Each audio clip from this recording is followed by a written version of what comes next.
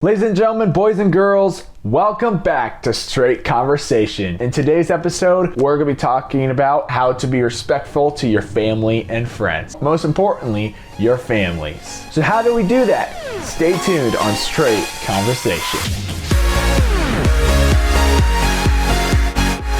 Hey everybody, my name is Luke from TheGospelHouse and welcome back to Straight Conversation. If you're brand new to this channel, be sure you hit that subscribe button and turn on those post notifications so you never miss another video. When you do that, that allows you to receive the videos and receive all the notifications for this YouTube channel, this ministry, and it'll be sent straight to your feed so that way you can just click on it. But anyways, let's get straight into the video. First, we need to get into the target statement. The target for this episode is sadly our human nature wants stuff for ourselves. We want things for ourselves. We're greedy and we're selfish. But if we try to be respectful, then our friends, especially our family members and siblings, will want to hang out with us. And it's a good habit to be respectful to everyone, really. Isn't that true? It's really good to be respectful. It's a good habit to get into respecting people and loving what they do and honoring them. So how do we do that? Let's continue by going into 1 Corinthians 13:4. All right, 1 Corinthians 13:4 says, "Love is patient and kind. Love does not envy or boast. It is not arrogant." So we're going to break this verse into 3 points, basically, subpoints. Love is patient. So we all know those times when we all get impatient, right? I mean, we're all guilty of it. Let's just say you're at your favorite fast food restaurant. When you go into your favorite fast food restaurant, you know you just want the food now. You just want the food right there on your plate on the table. We all know that we all have to wait. It doesn't come instantly. Things will not come instantly. You have to be patient. You have to be respectful to the people taking their time to make the food for you. It doesn't even have to apply to fast food restaurants. It can apply to anything that requires you having to wait. Maybe you're waiting for that allowance that you got from chores. You're just waiting to get it instantly. But maybe your mom and dad are busy doing something else for like houses or bills or something about their work. You have to be patient. Everything will not come instantly. And it not only says love is patient, it also says love is kind. So we all probably know the definition of being kind. It's, for example, let's say your littlest brother or sister asks you to make them lunch, to make them something that they can eat because they don't know how to do it themselves. So you do it for them. Or maybe you're that sibling where you're like, you know what? I'm just gonna make my littlest brother or sister a sandwich. That's basically an example of over thousands of different ways that you can be kind. The thing is that if we are kind, then our siblings will want to talk with us, but not even just talk with us. They want to trust us, which leads into talking, because when we're kind to others and when we're kind to our littlest siblings, we're going to start with our household. When you're respectful to your siblings, they can trust you because you are being respectful to them with your words, with your thoughts, and with your actions. Being kind really means to love on someone with an action, a word, or a thought. Just being nice to them and letting them know that they can trust you. Another example is doing the chores, like doing the dishes without your mom and dad telling you. It's not just because you feel like it, but you know you need to do it, so you just do it. Not when you feel like it, when you need to do it. That's another example of being kind. It also says love is not envy. Maybe some of you guys are a little confused on the word envy. It is basically a fancy word of saying jealousy, being jealous. So jealousy is a very common attribute of what we can do, you know, when you see someone having something nicer than what you have, so you are tempted to want that thing. For example, maybe a newer iPhone. Maybe you got the iPhone 5 and your friend has the iPhone 11 and you want that phone. You want it. That's where your mind is. You want it. Jealousy is very dangerous as well, because sometimes we get jealous into things that we can't afford, or it's just not healthy for us to be jealous for that thing. And jealousy is basically not even good at all. So never be jealous. Wanting people's things, wanting other things that people have. Be thankful for what you have instead of looking around at everyone else's things and wishing you can have that. Use your talents, use the things you have, eat the stuff that you have in your home. Just be thankful for what you have instead of looking at other people and wanting their stuff. Not only is love not jealous, it is also not supposed to boast, and it is not arrogant. I kind of put arrogance and boasting in the same sub point because they basically are like glue. They basically stick together when you use them. Boasting is telling people that, oh yeah, you're good enough. Let's say, I don't know, on your homework, you got the best grade. We could think about thousands of things that we could be boasting about, just speaking about you, just being arrogant of what you say. Exactly. Arrogant, thinking about yourself when you boast. And that is not good when you boast about yourself as you are arrogant. Never say that you are better than someone else. Here's the thing, guys. Someone's always going to be better than you.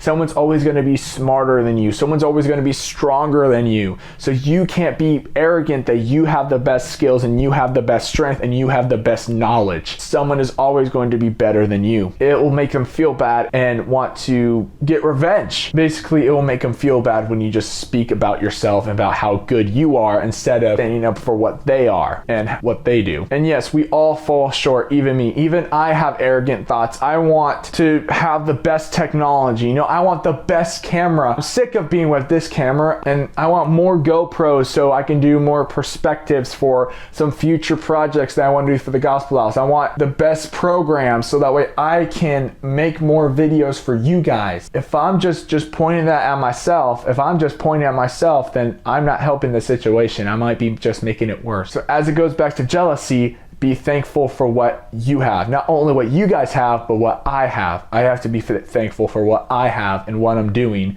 for the ministry of the Gospel House. So respect starts with love. Remember that. Respect starts with love. What's another way to respect people? We just looked at our siblings and we just looked at the little guys, but now we're going to be looking at our parents and the people that are over us. Let's open to 1 Thessalonians 5:12. We ask you, brothers, to respect those who labor among you and are over you in the Lord and admonish you. This verse is saying, again, with just like we did with how to respect the little guys and the big guys in your family as siblings, we're going to respect our authorities, the people that tell us the rules, tell us what we can do and cannot do. So this basically says, honor your authorities, your parents that work so hard for you. Did you know? We all kind of take a lot of things for granted. We take our devices, our books, but we take everything for granted and we just think it all comes naturally. But really, what your parents have to do to provide for you is your dad has to sweat. When I think about this, I always have to go to this verse. It is in Genesis. Every time I think about work, I want you guys to think about this verse too. But every single time I think about work, this verse pops in my head. This is after Adam and Eve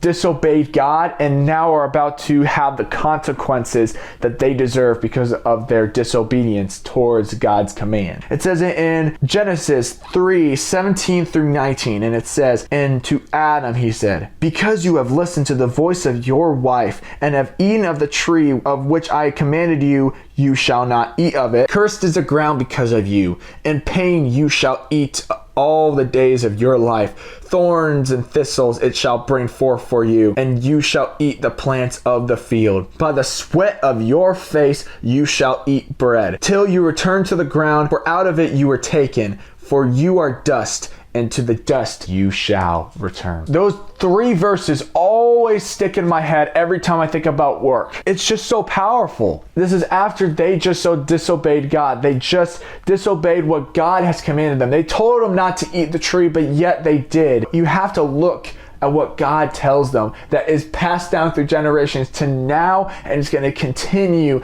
until the end of the earth. When we take things for granted, when we take the things that our parents pay for granted, we are basically saying, your work doesn't matter to me. I am going to just say that you give me food and that's all I need. We don't honor the people that do it for us. We don't honor those that do it for us. And those commandments, God was literally saying to the man, which also applies to women, because women also have to work. All of creation has to work. The animals have to work to get their food. So by the sweat of your face, it says in here, by the sweat of your face, you shall eat bread. We will have to eat bread every time we sweat. That sweat is responding to the action of work. That sweat is responding to what we work for to get for. Think about that for a minute. Every time that you do a chore that you think it's super hard, think about those 3 verses that God gave mankind to do. He gave mankind the ability to work so we can receive things for ourselves. Not just food, but clothes, shelter. Honor those authorities that work for you. Even they sweat for you.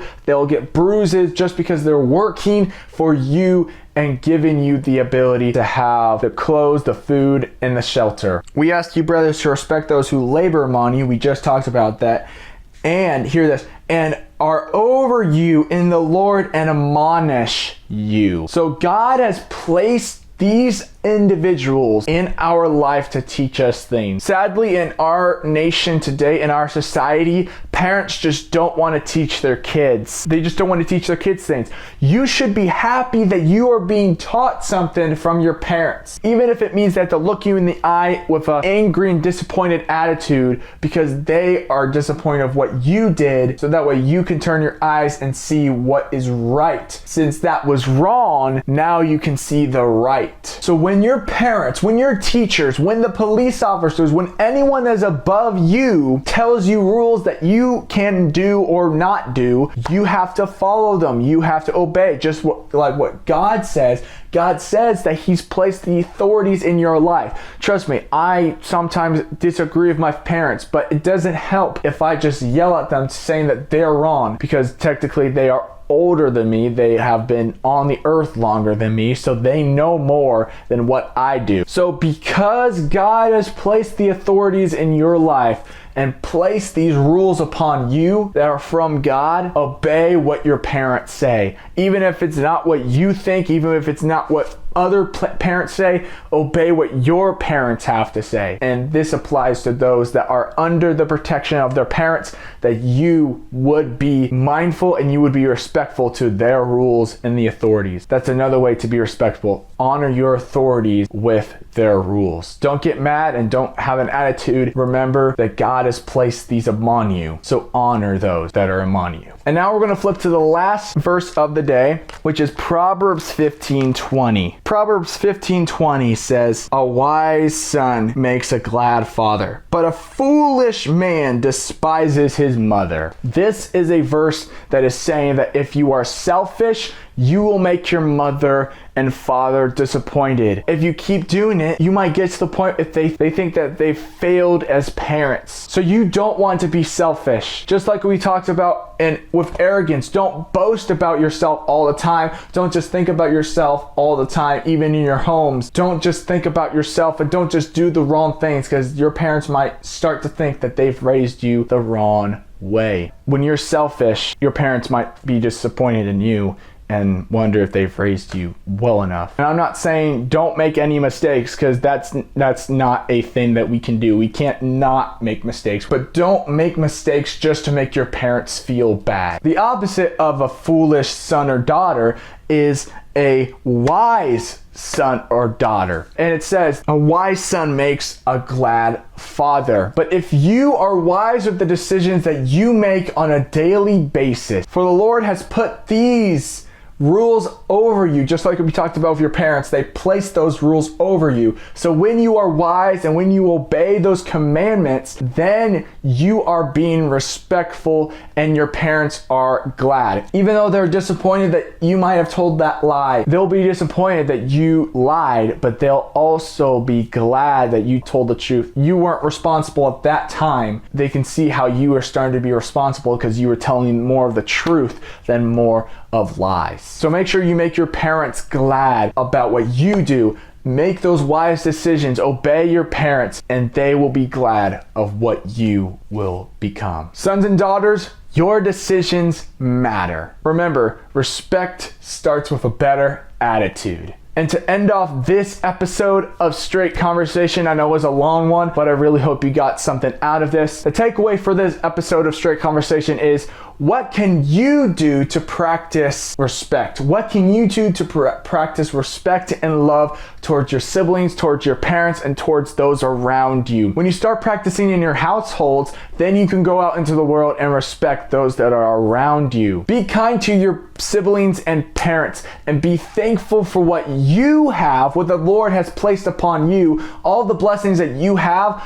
Praise the Lord of what you have. Praise the Lord that you are breathing, you have the devices to watch this video, and you have the food, you have the clothes, you have the shelter that the Lord has blessed upon you. Be thankful in your family, for the Lord has placed you here. Isn't it amazing that God has placed you here? He could have placed you anywhere in the world. He could have placed you in China, but He placed you right here in this room with me to learn about the gospel. Isn't that amazing? Be thankful for the family that you have and the brothers and sisters that you have. These small actions and your attitude towards God and gratefulness and respectfulness, it will help you to grow in the future in your life, your career, and with your family and your future family. Remember, these decisions and these things that you do in your life will affect how you live in the future. So be obedient, be wise, be thankful, do not be arrogant, do not be boastful, love and respect your neighbors, your family, and those that are around you. And one last thing before we end off. Remember this phrase. I created this phrase about half a year ago, and I think this is what we all need to learn. Put it on somewhere that you can remember it. Remember this phrase. Gratitude, not attitude. Be thankful for what you have instead of having the bad attitude that shows the bad things about it. Be thankful in the little and big thing. My name is Luke from The Gospel House. Thank you for the time. If you've made it to this end of the video, thank you so much for clicking on it and just watching it all the way through. And I really hope that you guys can learn that when you be respectful and when you be loving, you can make an impact in your household, which will expand to the world as you go out and share the love of Christ. And when you love others and you respect others, you are making a big impact, whether it's big or a small thing. God bless you all, and remember to respect your families and those around you. Gratitude, not attitude. I'll see you next time on Straight Conversation.